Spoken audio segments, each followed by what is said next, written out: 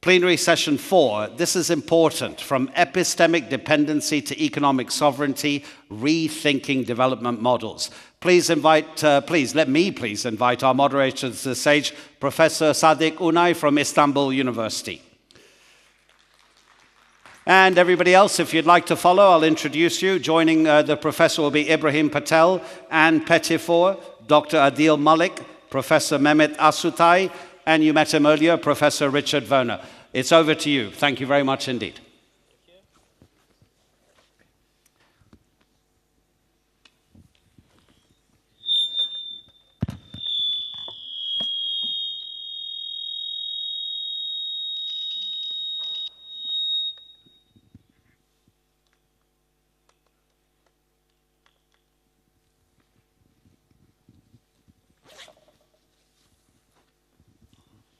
Is there anybody there? I think we could start now. Good afternoon, everyone. I think there is a technical issue with this. Is it better? Yeah. Okay. Good afternoon, everyone. I'm Professor Sadık Ünay from Istanbul University, Faculty of Economics. And welcome to the plenary titled From Epistemic Dependency to Economic Sovereignty, Rethinking Development Models. Today, this afternoon, we have a fantastic panel, including 5 expert speakers, focusing on different aspects of development, which are directly related with structural decolonization. So, I would like to welcome our distinguished speakers. On my right, I have Mr. Ebrahim Patel, the former minister and a good friend of ours from South Africa. He is the former Minister of Economic Development and Industry Relations, and also a labor union leader and a civil society activist. We also have Anne Pettifor from the British Academy of Social Sciences. We have Professor Adeel Malik from Oxford University. We have Professor Mehmet Asutay from Durham University. And Professor Richard Werner, he's an expert on international finance, associated with many international organizations and universities. So, I would like to start the debate with Ebrahim Patel and ask him about both conceptually and practically. Maybe we should start from the conceptual part of defining economic sovereignty, decolonization, and on these issues. I formed my question to him.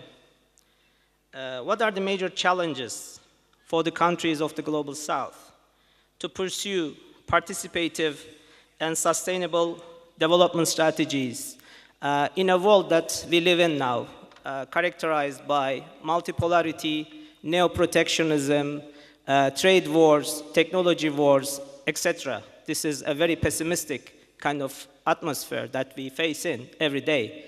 So what could be the constituent elements of a participative development model that you see from your side on South Africa? Thank you. Well, my dear Sadık, it's great to be here, and assalamu alaikum wa rahmatullahi wa barakatuh.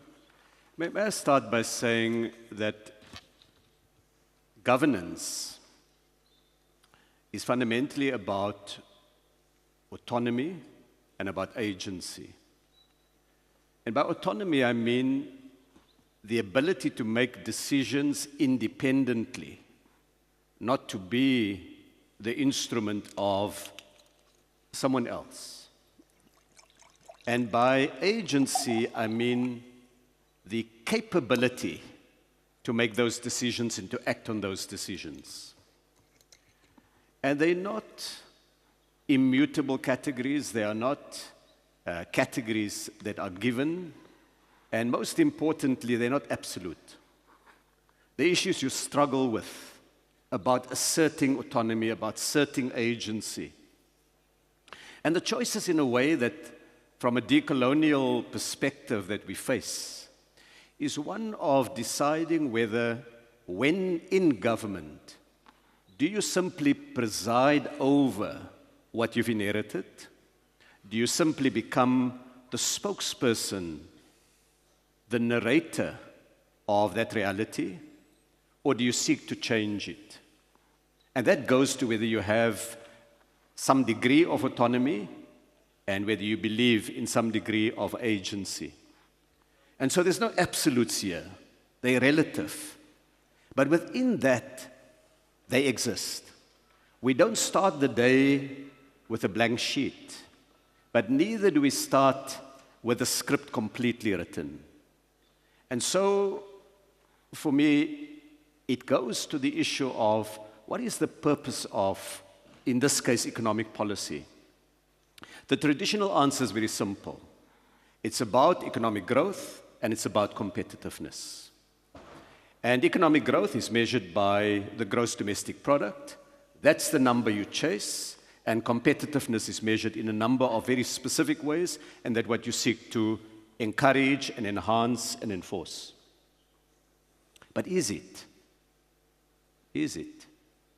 Growth is important, but growth is an instrument towards another objective.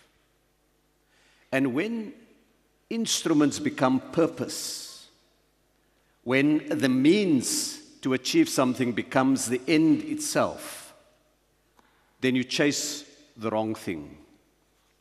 And so, at the conceptual level, what policy is about is development, economic development, the ability to ensure the broader welfare of citizens and residents.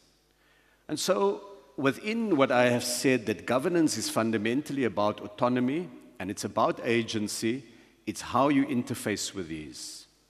If growth, the chasing of growth, is not the right metric, or not a sufficient metric, a necessary but not a sufficient metric, why indeed? It's because you can achieve growth without achieving development. And the very measure of growth embedded in the concept of GDP are a range of, shall I say, challenges and difficulties. So just one little example.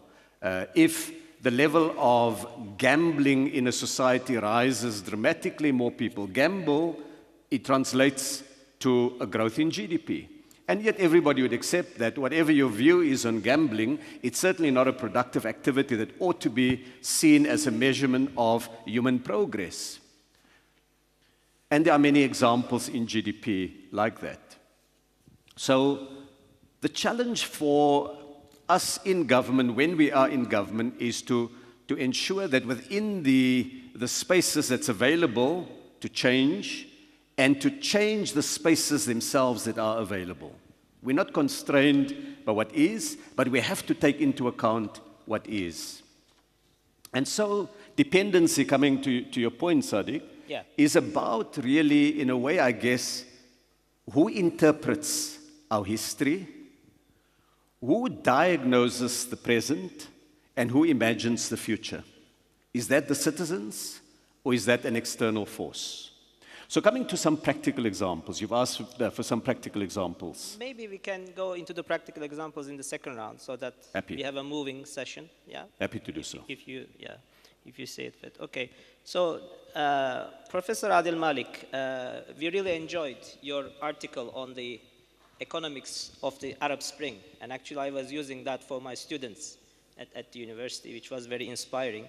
I will ask you about the Middle East and the social and economic causes of turbulence. But before that, in the first round, what is your understanding on the conceptualization of economic sovereignty?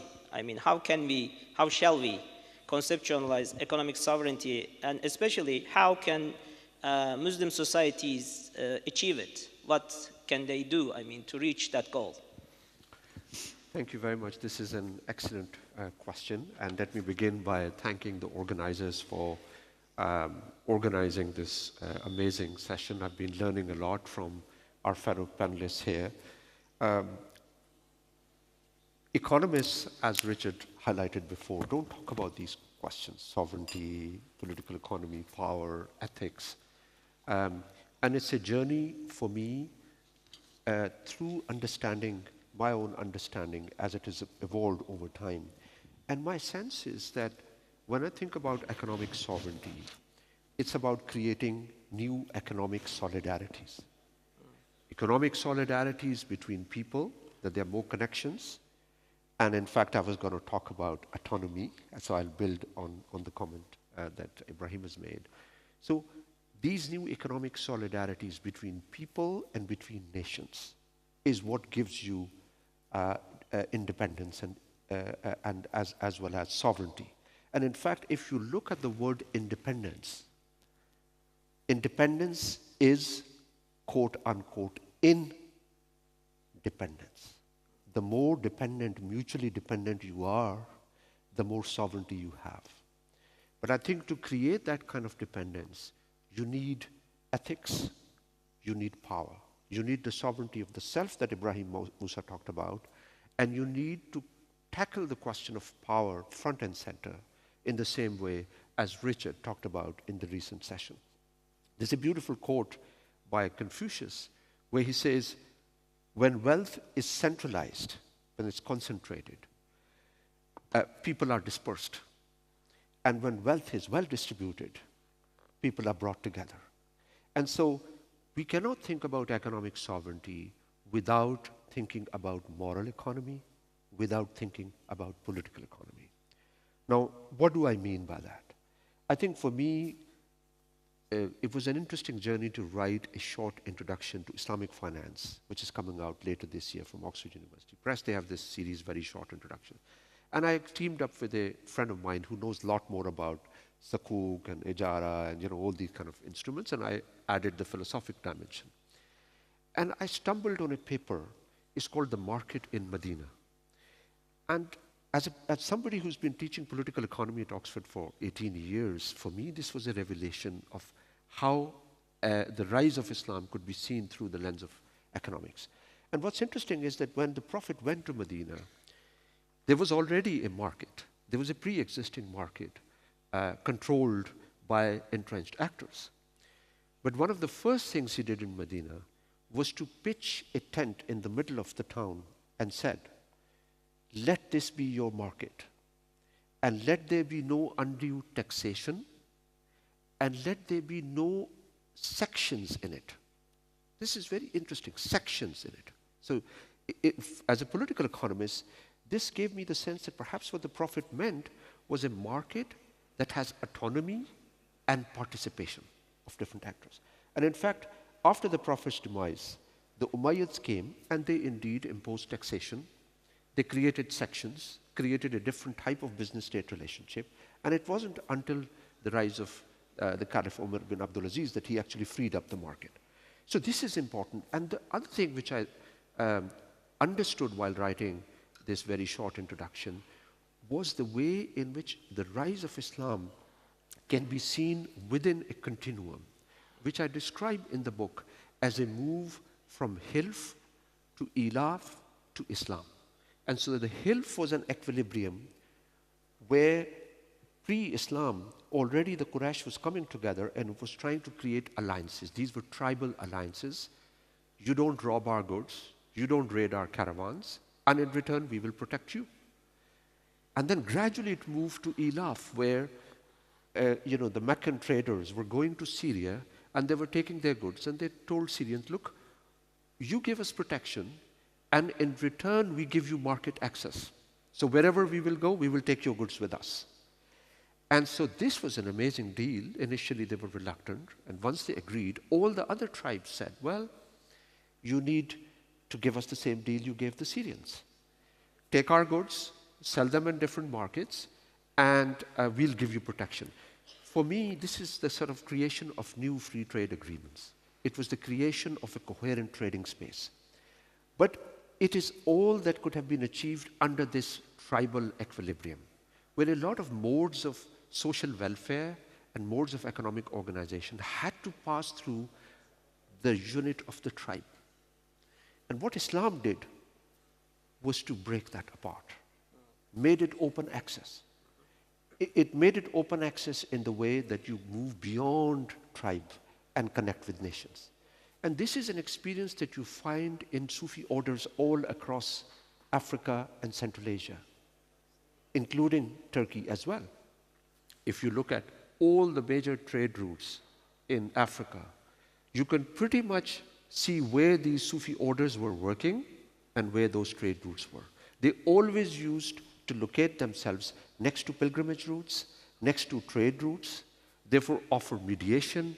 They would link local markets. It was again the creation of an economic space. Now, where do we lose sovereignty? You lose sovereignty when you think about question of power. Because from the perspective of the ruler, it's important to control the market. If it has true autonomy and if it is participatory, it will shape your power. It will constrain your power. This is what Ibn Khaldun also talks about in his account.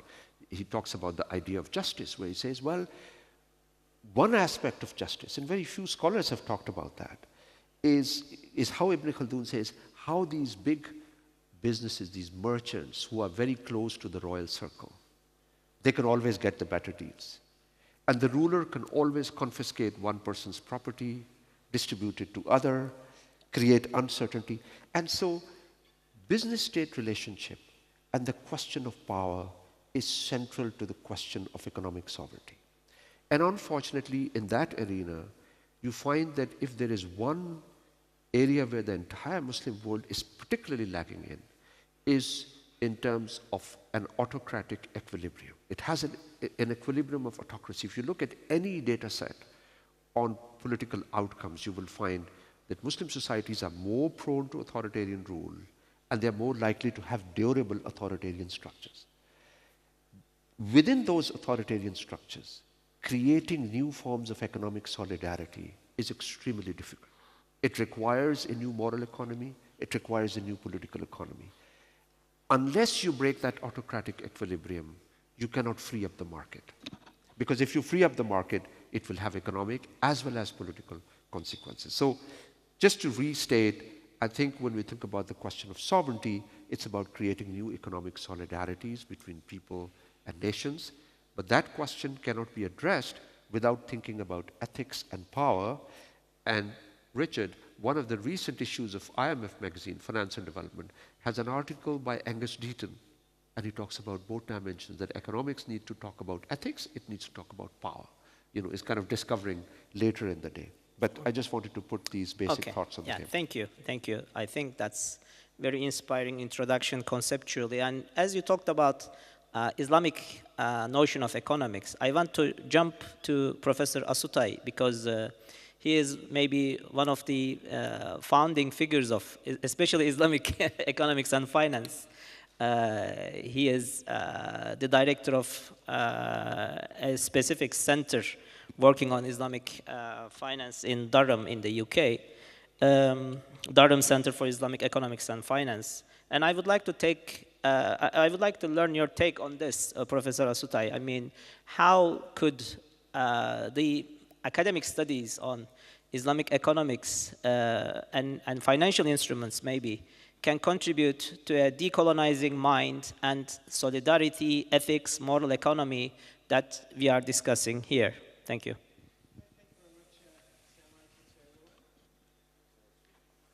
Mike. Where's your, yeah.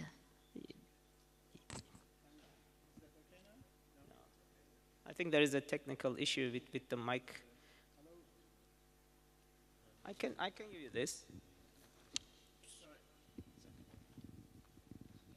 Thank you. Okay, thank you very much. Assalamu alaikum to everyone. I know everyone is very tired. I don't know whether we should continue to discuss theoretical, but it is important when we are talking about the colonial movement in particular. The important issue perhaps is the institutional logic. We have to tackle institutional logic. Just an anecdote. Those of you familiar in London, we used to have Cass Business School with the anti-colonial movement, they were pressing hard because Cass was a slave master. He earned the money through that. And the name of the business school has been changed to Bias Business School in London. Yes, the name has changed, but institutional logic remains the same. Okay, the topics that is discussed. Again, it is the capitalist narrative, capitalist theories. Again, it's based on very much exploitative, efficiency-oriented, neoliberal. Richard talked about all those theories which does not hold. So therefore, we have to look at the institutional logic, how the institutional logic works. Islam has an amazing institutional logic when it comes to, in my area, of what I call, therefore, Islamic moral economy, not economics. Because economics in itself is a problematic concept of very much rationalizing, very much operationalizing, very much optimizing, which doesn't look into the distribution, it doesn't look into accumulation, it doesn't respond to such important questions. And these are important issues. If we don't change the institutional logic, unfortunately, the outcomes will remain the same. Regardless, we put a Sharia-compliant code on top of the financial transaction.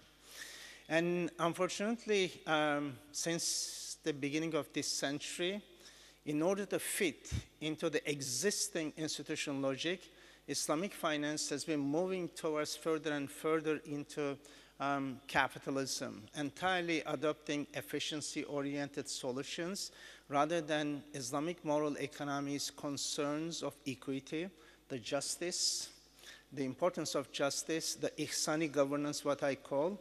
In other words, sustaining the equilibrium through which God created the world, in which everyone should have access to resources.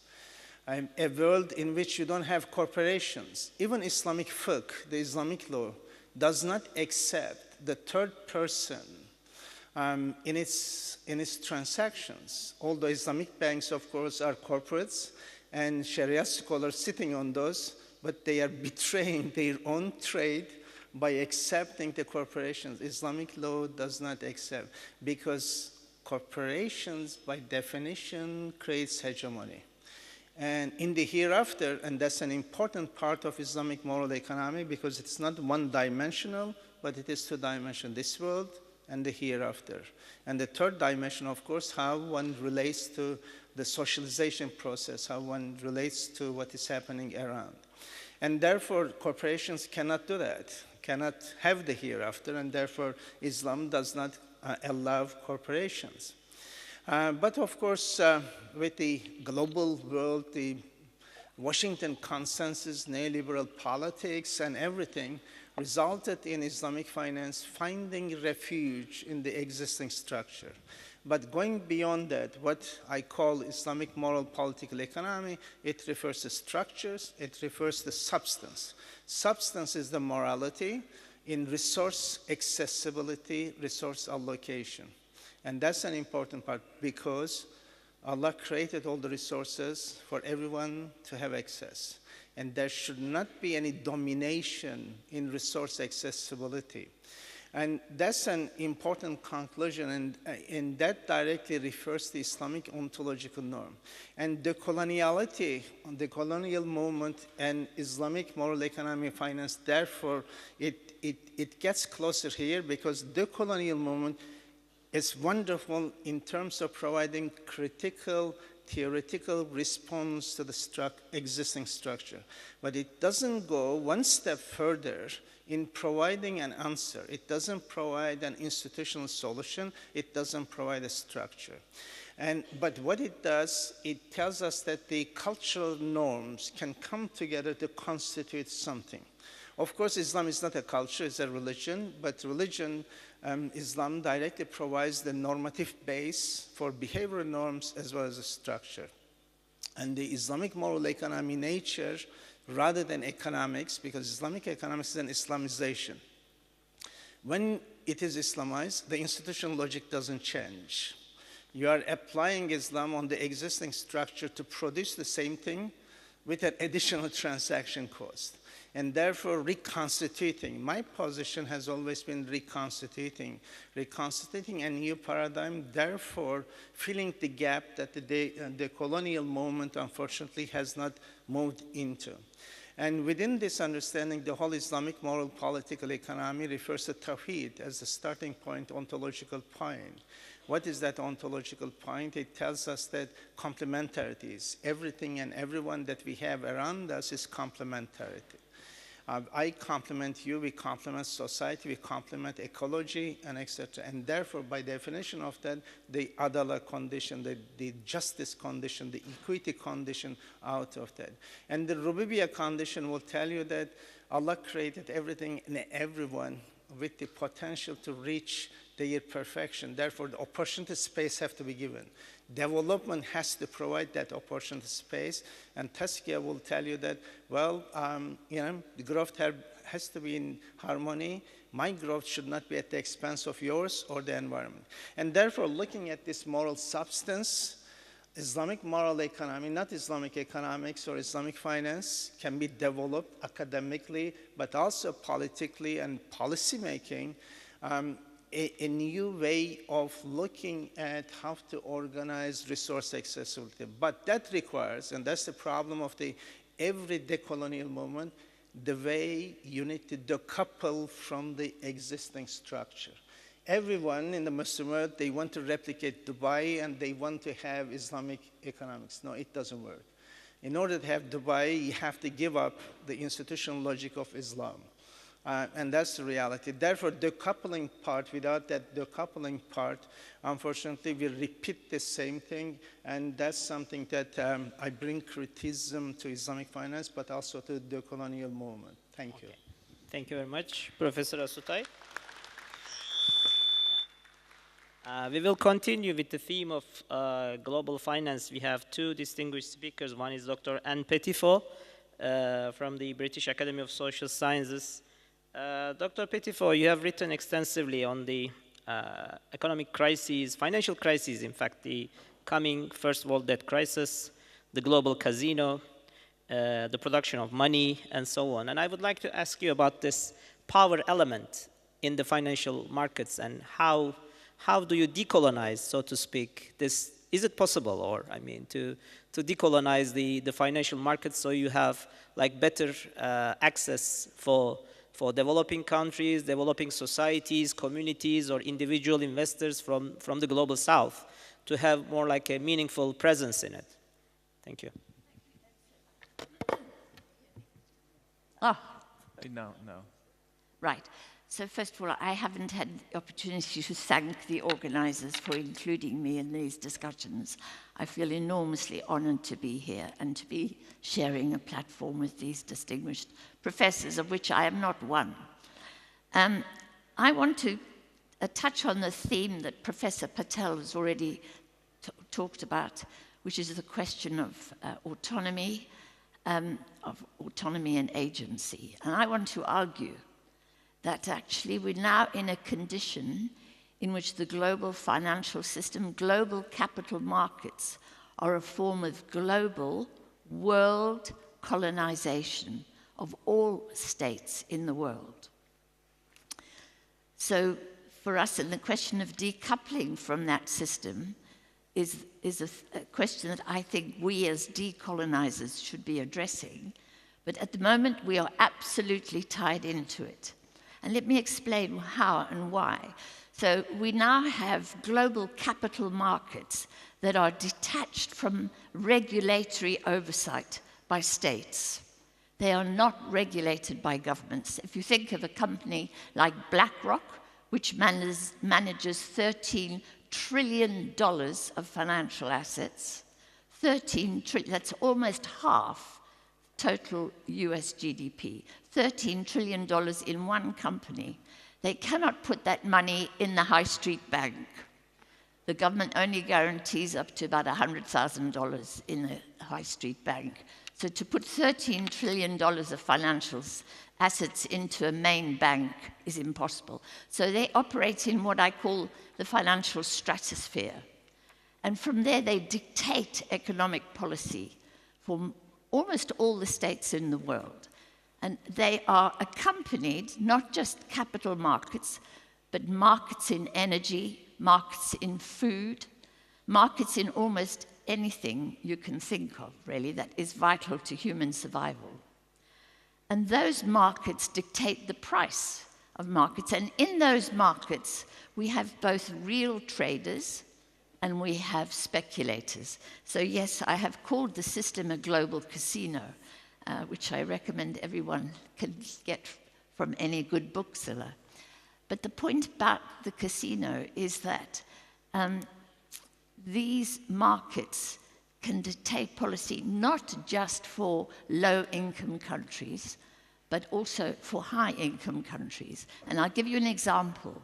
There's a global market in oil, and there are two types of participants. There are what are called traders in wet barrels of oil. These are Exxon, BP, Shell. These are companies that have to buy the tangible, real stuff. And they are trading in those markets. And then alongside them are gamblers, speculators.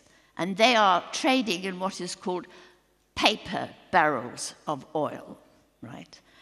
Now, until 2000, there was a limited amount of money that you could invest in speculation in global markets. But in 2000, as I explain in my book, President Clinton and Larry Summers and Alan Greenspan deregulated global commodity markets. So now any amount of speculators can go into those markets. If you look at the price of oil at the moment, we are told the price of oil is $104 right today. That's the speculative price. That's what the speculators think the price is going to be within the next few days. If you were buying wet barrels of oil, you would be paying $135 a barrel, right?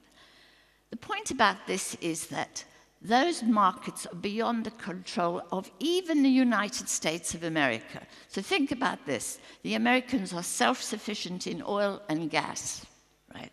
They are the most powerful states in the world. They govern the world's reserve currency, have the most powerful central bank in the world.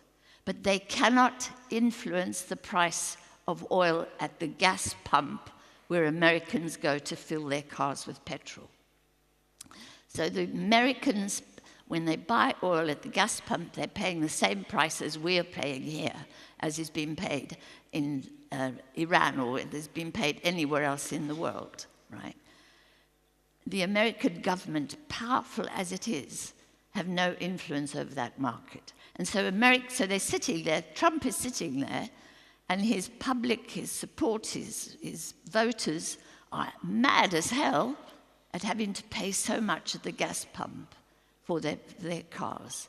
He can do nothing about it. That's the purpose of global markets in energy. It's to disable governments, to disable the government from having agency on the one hand and autonomy on the other. Now, how does this affect low-income countries? I come to this story because I worked in the field of sovereign debt. And back in the 1990s, I worked as part of a global coalition to cancel about $100 billion of debt owed by 30 of the lowest income countries in the world. And then in 2005, I worked with the government of Nigeria to clear about $30 billion of debt. And it was the buildup of debt which got me into thinking about how this international financial system works. And what it does is to generate, in an unregulated way, trillions of dollars of credit, of money, which it then dumps on, or which it then would, for example, is obtained by private equity firms, which are then dumped on institutions in the West and in the South, in the North and in the South, and as debt comes through. And then right at this moment, and this is where the moral dimension of economics comes into it, and the ethical dimension, which we've known has been absent from mainstream Western economics. At the moment, in the G77 countries, which is the majority of low-income countries, They owe $8 trillion in debt, right? In debt service. They are paying every year $8 trillion in debt service payments to capital markets, both international but also domestic capital markets. This is an average in those countries of 46% of budget revenue. It's something like 35% of government spending in most of these countries, or 8% of the GDP of these countries, fully 8%. I've just come back from Ghana. In Ghana, 93% of budget revenue goes to debt repayments. 82% of total spending in Ghana is spending on debt repayments. Debt repayments constitute 735% of that government spending on education. 735% of Ghana's spending on education is spent on debt service to international creditors, but also domestic creditors. This is not sustainable. This is denying autonomy and agencies to a whole range of countries.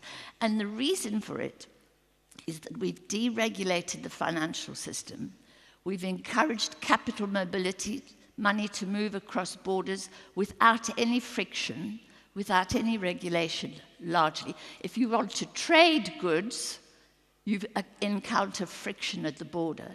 If you want to enter a foreign country, you encounter friction at the passport.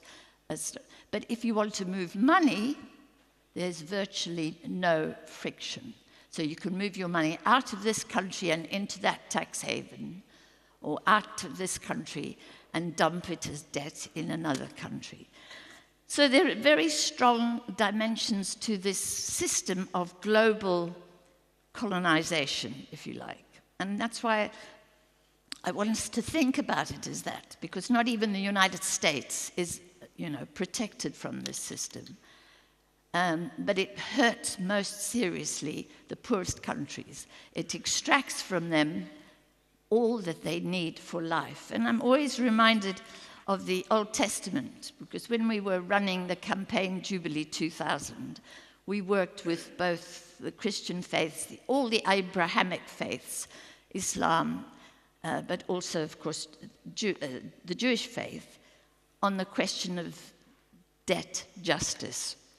So in Deuteronomy 24:6, it says, "No man shall take the nether or the upper millstone as a pledge, for he by doing that, takes away a man's life." What we're doing in this world of easy money, of credit creation, which then generates trillions of dollars of debt, is to take away the life of many of the poorest people in the poorest countries. And so we need to talk very urgently about decolonizing that system. Thank you. Thank you, Anne, for emphasizing the link between credit creation and the debt trap, which is a big issue, I think, for the developing countries as well. I would like to move to Richard Werner, Professor. Professor, you were involved with the creation of the term quantitative easing. So maybe we can say that when this Washington consensus was being built up, maybe you had some contribution in that. But later, obviously, there were many changes and interventions. The Washington consensus became post-Washington consensus, and we had different waves of reforms and debates around it. I would like to ask you, the friction, especially between monetary policy and growth-related, especially expansionary, real economy policies in the developing world, because we usually see a friction between central banks, financial regulators, and the ministries or the authorities, trying to improve economic growth performance, like industry, trade, agriculture, what we call the real economy. But the orthodox version of this monetary policy governance tells us that you need to follow tight monetary policies for stability. What could be the right balance, I mean, between this stability and the growth, employment, and also justice, like social justice, solidarity that we need in the South? Thank you. Right, thank you very much, and thanks for having me. And it's a pleasure to be here as part of this interesting discussion. Perhaps actually just to lead over from the earlier discussion and then put it all together with your question, because we discussed the issue, the problem of capital flows and foreign debt, which clearly has been burdening many countries. The majority of countries are developing countries, and they have, as Anne rightly says, this huge foreign debt denominated in foreign currency. And because the IMF and World Bank policies that are still being recommended, if not imposed on developing countries, ensure declining terms of trade over time, this means your current account situation is going to get worse, your currency is going to weaken, and therefore you'll need more money, and in domestic currency terms, your foreign debt is increasing all the time. And so, of course, having foreign debt is the problem, and there shouldn't be actually any foreign debt. Japan has shown that you can develop rapidly, be successful, create prosperity without any foreign money whatsoever. What you do need is credit creation. So I just want to clarify that credit creation as such, is a tool, can be used for bad or for good things. The IMF World Bank setup is one where countries are essentially driven into a debt trap of being just commodity exporters that constantly lose out and don't actually benefit from international trade. And the debt trap means ultimately, foreigners will take the assets and, debt for equity swaps and whatever. And so the way it works is that the foreign banks do the credit creation. And countries are told, no, you need foreign money. Well, the foreigners are also just creating the money out of nothing, bank credit creation. So the important insight is you don't need this foreign money. And the irony is that it was always a con, 100% a con, because according to the rules of international banking, foreign money, which is always foreign currency denominated, does not even arrive in the recipient country. It doesn't. It stays abroad because that's international banking. Dollars stay only in US banks. If you think you have a dollar account at a British bank and Lloyd's Bank, actually you don't. It's just the front. At the back, Lloyd's has a US bank where the dollars are. That's the rules. So the foreign money never arrives. It was just a tool. So what countries need, and this is now the answer to your question in this context also, is credit creation domestically for productive business investment to small firms. That's where the job creation is. So you need a decentralized economic structure. The main employer in every country in the world, not just in developing countries, also in China, in Japan, in Germany, in the US, the main employer is always small and medium-sized enterprises, not big companies. Small firms account for 70% of employment. Now, they will stay competitive and do well, and therefore the economy will do well if they can upgrade their technology. And for that, you need money. You don't need to invent the technology, but you need funding to implement it when it comes out. Otherwise, you lose market share. Who gives money to small firms? Only small banks. And there's your answer. So the goal surely is the same that Deng Xiaoping decided China should adopt as their goal in 1978 when he came to power. Let's get prosperous and let's do well. Everyone can do well. Everyone will be happy. Let's do that. For that, you need economic growth. Economic growth is not a sort of a natural given thing. It's a statistical tool. It's a statistical fiction, but it is a reasonable measure with many faults, of course. But at the moment, it's a fairly ready-made measure of prosperity. And how can we increase this? Well, there's only one way. You need bank credit creation for productive business investment, that is GDP transactions. But, and here comes the link to central banks, the central planners, the central banks, who do work together. They've got their big meeting every second month in Basel in Switzerland, no minutes published. They do work also with the IMF and the World Bank and the Bank for International Settlements, of course, the international level, and then they are the enforcers in the various countries. They have a particular view, which is they should be autonomous, do what they want, and then they say the only thing we should be asked to do is low inflation, price stability, and that's it.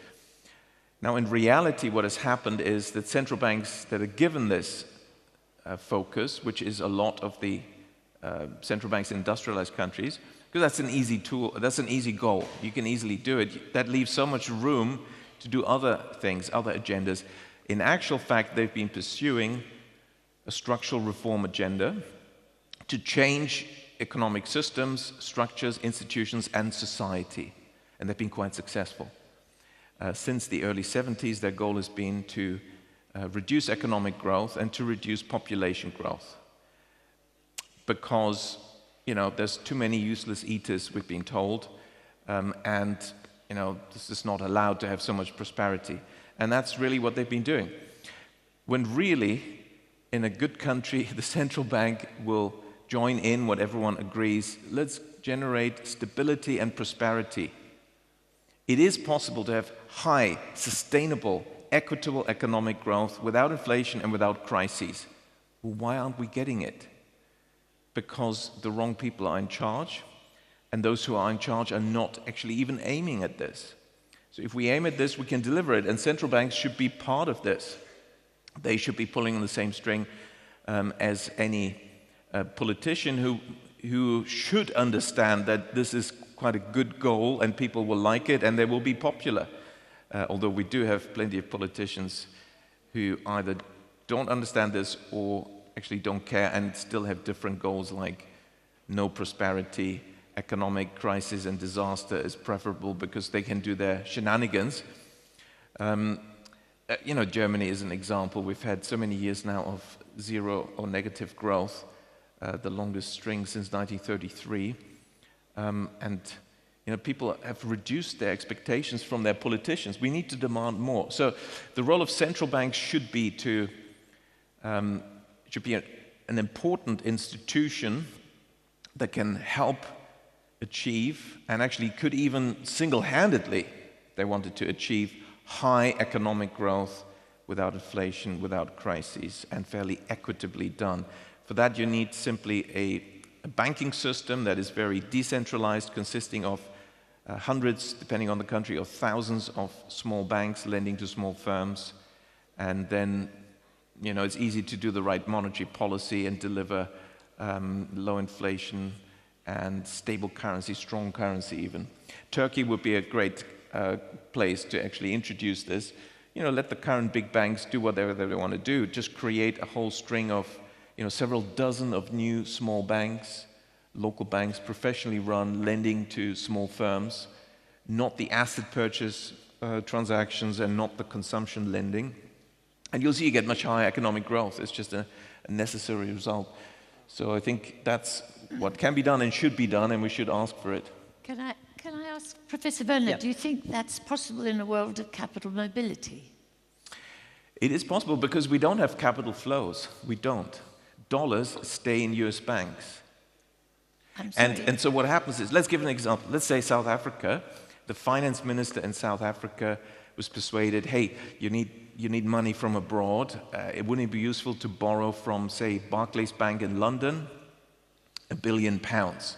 Wow, oh, that sounds good. Okay, let's do it. We can get you a good rate. Okay, let's say they do it. So here's the deal. So Barclays lends £1 billion. It will be pounds. It won't be South African rand to South Africa. Sooner or later, South Africa will say, well, actually, some of that money we'd like to use inside our country. Okay, what currency do you use in your country? Oh, rand. So actually, can we switch into rand? Barclays will say, well, no problem, of course we can help you switch this into rand. So what does Barclays do? They call some South African banks. We've got a deal here. You know, we're selling sterling and we're buying rand. What's your rate? They go for a good rate, they charge a little fee, and they pass that, you know, the good rate onto the customer with their fee. So what happens next is that South African bank will now create in rand the equivalent of £1 billion. And then the government spends it. So, in other words, you don't need the round trip abroad. You don't need the foreign debt. So what about... It's money creation that domestic banks can do without the foreign money. So what and about if you have foreign money, capital flows coming in, sorry, just to give you this, then it looks like foreign money, but it's not. It is domestic credit creation. So it's been a trick. Okay. No. So what about if South Africa wants to bring down its interest rates, or if it wants to manage its exchange rate, and the capital markets, the bond markets, decide that actually they don't like that idea. They're taking all of their money out of South African bonds, and they're taking all of their money out of South African currency. What happens then to the little banks? You're absolutely right. That's a good point. So if you have foreign debt, if you've issued bonds in foreign currency, you are at the mercy of foreign bond investors and speculators. So that's why you shouldn't do it. Yeah. You should not issue foreign debt and foreign bonds. In fact, even domestically, you shouldn't even issue any bonds domestically either. It's much more effective to borrow through loan contracts from domestic banks, strengthen the banking system. And, you know, all these countries, Japan, 20-year recession, negative GDP growth. Why? Credit growth negative. Credit for GDP transactions negative. Greece, 10 years of shrinkage of the economy, record unemployment, record youth unemployment. Spain, years and years of recession. None of that was necessary.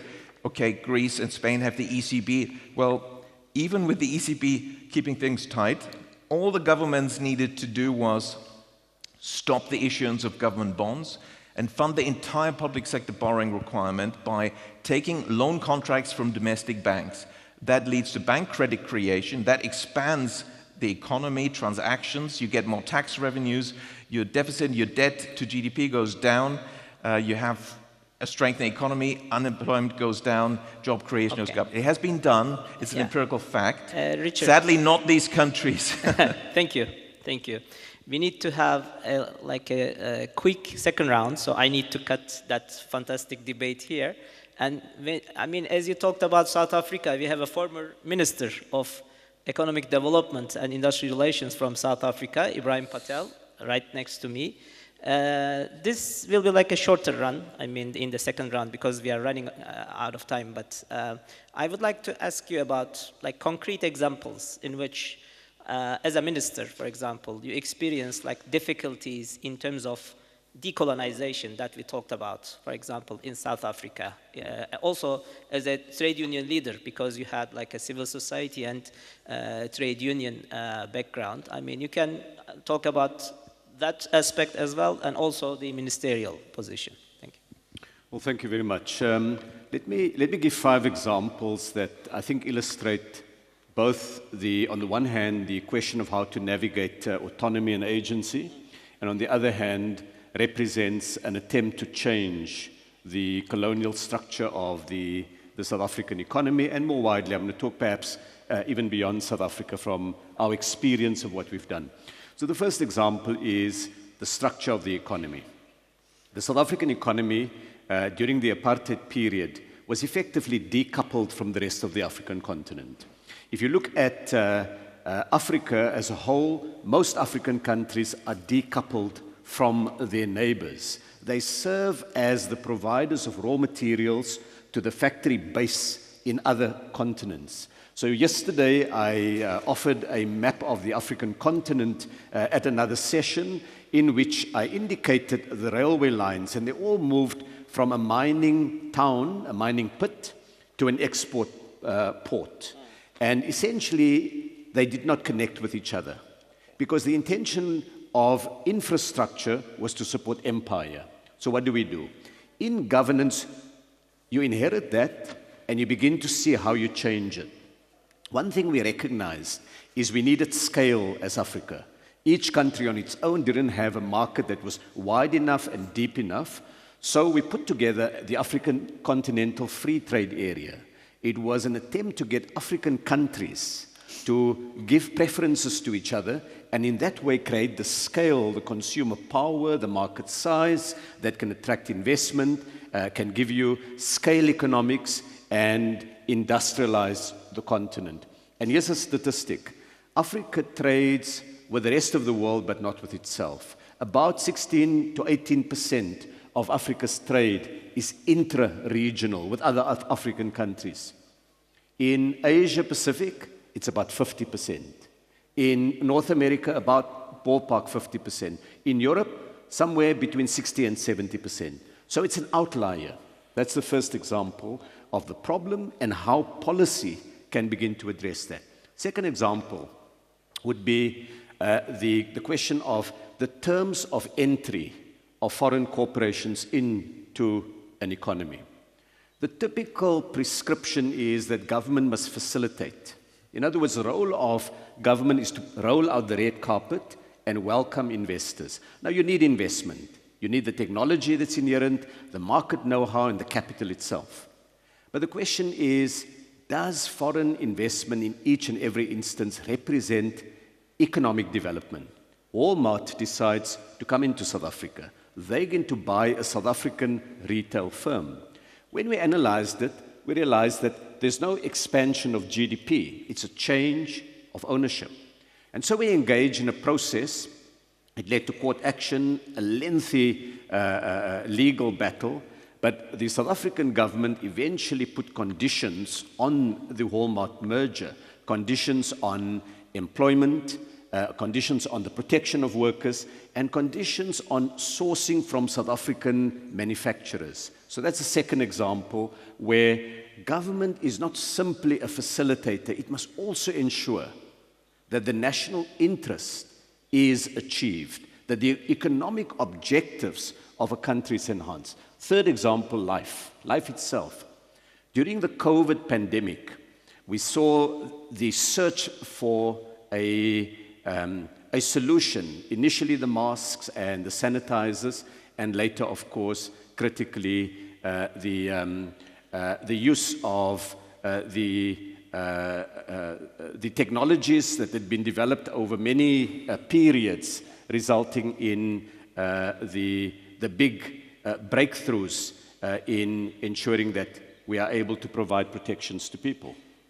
The question then was, how do we get, is Africa simply a consumer of the products of Pfizer and J&J and so on?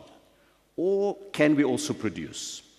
And so when we looked at the World Trade Organization rules, the technologies was available, lives could be saved, but we were constrained by the global rules. What is called the TRIPS agreement, the Trade-Related Intellectual Property Agreement, limited the ability of countries to utilize the intellectual property. By the way, intellectual property is always the outcome of enormous efforts across the world over many decades and centuries.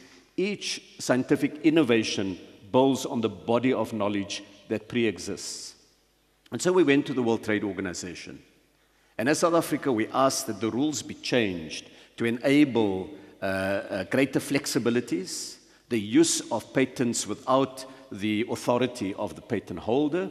We got supported by India, we got supported by the rest of the African continent, and after a year and a half battle, we eventually had the agreement at the World Trade Organization that enabled us as South Africa to produce the vaccines that was used to save lives. The fourth example, and perhaps more briefly, is the question of coordination. Are you a country on your own? And so in BRICS, we were a member of BRICS, we decided to support the idea of expanding BRICS, to have another forum, another place where ideas could be developed, where economic coordination can take place. And a final example of agency and autonomy was during Israel's attack on Gaza. And so here we had really what amounts to, as we see increasingly, a colonial attempt in the modern age. And South Africa decided to bring a complaint at the International Court of Justice, putting forward that Israel was committing genocide. Each of these 5 examples represent where you sit with a challenge and you use the space of governance to try to change that reality, and that you're not simply administering a system, you seek to change that system too. So those are 5 examples. Okay. Thank you very much. Thank you very much for the very, very sharp presentation, Minister. Professor Adeel Malik, as an expert of Middle Eastern political economy, your first contribution was more kind of conceptual. I would like to ask you in concrete terms. I mean, we have the Gaza war, we have the Iran-Israel-US conflict, we have the crisis around the Strait of Hormuz and so on. So there is like a lot of international conflict points are kind of concentrating in the Middle East. What, I mean, are the prospects of participative development and cooperation among the countries and communities in this kind of turbulent region? What can you say? Well, I mean, in terms of prospects, obviously they're bleak prospects. In economics, we talk about traps. Sometimes countries can be involved in an adverse equilibrium. And there's a very interesting paper called The Violence Trap, where they talk about the increasing returns problem of the control of violence, that you need a very specialized, a very integrated economy in order to increase the cost of violence for everyone. But to do that, you need different types of concessions. And in my own understanding, I think the Arab Spring was that moment that, in a sense, signified the need for economic and political reform. That reform never really came about. In Egypt, we had doubling down of authoritarian repression. We have increase in the military's control of the economy. Tunisia, there was a small period when there was some hope, good political transition, but no genuine economic concession given. And all across the region, what you have is a business-state relationship where rulers are businessmen, and they control the authoritarian system through their control of the economy. And in the region, I think Israel's conception of geopolitical order is one where you should have state collapse around, weak and divided states. Whereas to create genuine peace, you need a new model of economic integration where there's more connectivity amongst these countries, and they create a new economic solidarity. For that, you need a genuinely independent private sector. You need new economic commons. Who will create them? There is no real, genuine economic or political discourse on that question. We are living in a world where there is a clash of connectivities. There is a vision of connectivity which is given by the powerful states. The IMAC project, for example, India, Israel, Middle East project, that's one way of connectivity. But there is no real, genuine project on the table which could create connectivity amongst these states. That would be important for sovereignty. So we are stuck in that equilibrium, which is very hard to break. Now, I'll conclude by saying, for example, on the current crisis of Strait of Hormuz, it may be politically incorrect to say it at this moment, but as an economist working on the region, I feel the only long-term prospect for peace in the in that area, in the Gulf region, is long-term economic collaboration between Iran and the other Gulf states. Because the Gulf states have found at great cost that the West cannot provide them security. And in order to create security, it doesn't mean they become best friends. They could have their differences. But if there's greater economic interdependence, it could be a long-term strategy for stability. Think about Dubai. Dubai wants to diversify. UAE wants to diversify its economy. But its economic diversification faces an inherent contradiction whereby its geopolitical diversification is absent. If you look at Hong Kong, Singapore, a lot of these small states, these states had, they create some kind of neutrality. They survive in that neutral space. So the ideals of economic diversification and the idea in a geopolitical vision where all your security eggs are in the same basket don't run head to head, together with each other. They actually contradict head to head. Oh. So we can talk more later. Okay, thank you. Thank you for your contribution. I would like to again go to Professor Asutay. I mean, we talked about connectivity, long-term international economic cooperation, the state of the Muslim world, the Middle Eastern region as well. I mean, what kind of like maybe concrete proposals that we can bring from the field of Islamic moral economy or Islamic finance to these issues? Thank you. And thank you very much. We are in the decolonizing knowledge conference, but we still use the language and the grammar of colonizers. What does it mean, development? We are talking about developing countries. According to what criteria? Who said that they are developing countries? I think, therefore, when I refer to institutional logic, it shows how confused we are. And while we are trying to find the remedy to the problem of colonization, we use the language and grammar.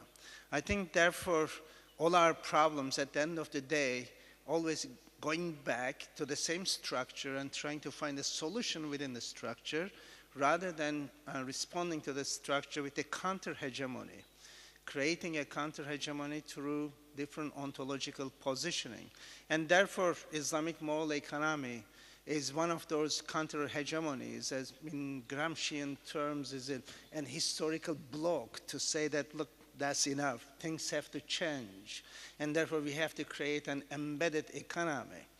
And looking at from that perspective, such as reference to Basel criteria, the Basel Committee, who are they? They are retired bankers. Who gave them the jurisdiction? How they can have the power to determine what happens to bank in the XYZ countries. And because Basel criteria, Islamic finance cannot function to produce a participatory banking to make life easier for ordinary people to have access to resources. Who are they? These are important decolonizing questions that we have to raise. Again, we talk about the sovereign debt, but we do not ask the question, what happens to household debt? The creation of indebted men and women in every corner of the world through the credit system, credit cards, and the fintechs, and the everything that we have. And it is, again, the Islamic position, the debt. Remember the tradition that the Prophet did not allow the funeral prayer of a person who was indebted, because that creates an hegemonic relationship. It's a subjectivity. So you are talking about a global system which creates that hegemonic system and the subjectivity, and hence an ontologically historical block saying that no, this has to stop. And decolonizing knowledge and the practice very much starts stopping such practices around us. And therefore my reference to decoupling. And we have been taken away with this sustainability debate. Yes, it is wonderful to concern for environment, but it is totally greenwash because it doesn't change the initial equation. Initial equation is still capital-based. Everything is capital, domination of capital, and everything becomes functional to capital. But Islamic moral economy ontologically tells you through Tawheed, no, everything complementary. Everything and everyone is amana, and therefore equilibrium has to be maintained. The mizan, the balance has to be maintained. And therefore, rather than trying to find solutions which are not real solutions, but which are just the layers of hidden neoliberal conditioning in different forms, I think by the decolonialization, if we are really talking, then we have to move and try to look into how we can decouple and create a grammar, a new grammar for development, the new grammar for reconstituting so that the resource accessibilities can be possible, rather than commodifying everything around us.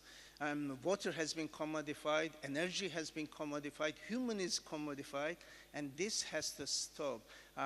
Decolonization is not just a nice term that we go around, but it is a practice. It's a time of hope, it is a time of healing, and that has to start at one point so that we can start a reconstitutive and remedying what has been done wrong and constitute peace through the emancipation and empowerment of people. In my case, through the Islamic moral political economy. Pope Francis, as he used to say, and the Pope Leo will say, Catholic liberation theory. Again, amazing narrative, but those narratives have to come into reality to constitute the new realities, to challenge the existing structures so that the peace, emancipation, and empowerment can take place. Hope we can have larger session to give you the details of that moral political economy, but unfortunately we haven't had, but it is time. Okay. Thank you. Okay, thank you, Professor.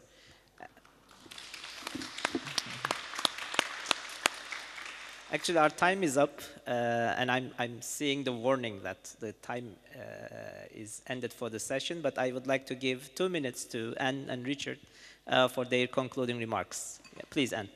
So I don't think I can add very much to what's been said, but definitely for me, what is absolutely essential is the decentralization of this global system. It's very hard to do because it's associated with power. And the one thing we have touched the issue of power, but the question of power is not present in economic theory. Power, morality, ethics, history, these are all ignored by economists. And we've constructed a Western economic system which ignores all of those factors. And so, you know, what we need to bring to the table as individuals, as people of faith, is those ethics and those principles, and we have to assert them very, very loudly. One of the things that my mission in life is to make usury a sin again. Now, I know in Islam, usury is defined as something very sinful. It is also so in Christianity. But in the current financial system, if you can charge very high rates of interest, and interest is a mathematical curve. It's not like nature, a flat curve. It's a linear curve. It's mathematical, and it can rise exponentially. If you can make money that way, then you are a genius. Then you're wealthy. Then you're one of the 1%. Then you are a billionaire or even a plutocrat, right? And we accept that. We accept that state of affairs. Because of that moral principle, we've allowed it to be neglected. And I want to bring back both morality, history, and power into all of our discussions about economics. Thank you. Okay, thank you. Yeah. And on to you, Richard, for the last comments. Thank you very much. Perhaps just one brief comment where, you know, perhaps I don't entirely agree, because I mostly agree with what has been said, but one was when it was said that countries may need foreign money, may need foreign capital. This is never the case. If countries have their own, if countries have their own banks, they can create their own money. Now, of course, to buy foreign things, you need foreign money.